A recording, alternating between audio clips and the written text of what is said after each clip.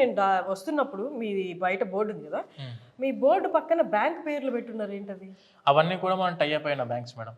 ఎవరైతే టైఅప్ అయిన banks are NBFCs ఉన్నాయో వాళ్ళ యొక్క అఫీషియల్ గా లోన్ డిపార్ట్మెంట్ టీమ్ మెంబర్స్ ఎవరైతే లోన్ డిపార్ట్మెంట్ ఎంప్లాయీస్ ఉంటారో బ్యాంకులో కూర్చున్న వాళ్ళు ఇక్కడ వచ్చి ఈ ఆఫీస్ లోనే వాళ్ళు అందుబాటులో ఉంటారు.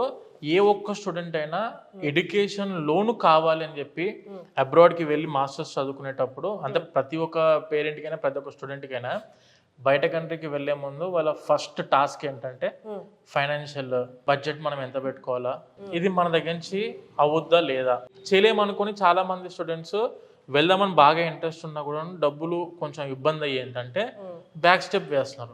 ఇక్కడ ఏంటంటే మనం దాన్ని ఫస్ట్ స్టెప్ లోనే మన ఆఫీస్కి ఎంటర్ అయ్యేటప్పుడే గ్రౌండ్ ఫ్లోర్ దీనికి ఒక ఆన్సర్ ఇస్తాం మేడం. ఒక పేరెంట్ రాగానే ముందు మనం కల్పించేది బ్యాంక్ ఎంప్లాయీస్ని కల్పిస్తాం డైరెక్ట్ గా. మన టీం ఉంటారు వాళ్ళకి హెల్ప్ చేయడానికి. అండ్ వీళ్ళందరూ ఏంటంటే మనం అరౌండ్ ఒక 25 నేషనలైజ్డ్ బ్యాంక్స్ అండ్ ఎన్బిఎఫ్సిస్ తో టైఅప్ అయినాం.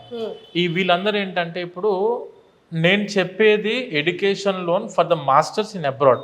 ఈ ఎడ్యుకేషన్ లోన్ లో not only for the university fees, ఈ ఎడ్యుకేషన్ లోన్ కవర్ అయ్యేది వచ్చేసి యూనివర్సిటీ ఫీజు కవర్ అవుతుంది, తర్వాత ఫుడ్ అండ్ అకామిడేషన్ కి కవర్ అవుతుంది, దానితో పాటు ఫ్లైట్ టికెట్ ఖర్చులో కవర్ అవుతుంది, అండ్ దానితో పాటు బుక్స్, స్టేషనరీ, లేదంటే ల్యాప్టాప్, లేకుంటే పర్సనల్ ఎక్స్పెన్సెస్ ఏవైనా కూడా కవర్ అవుతాయి.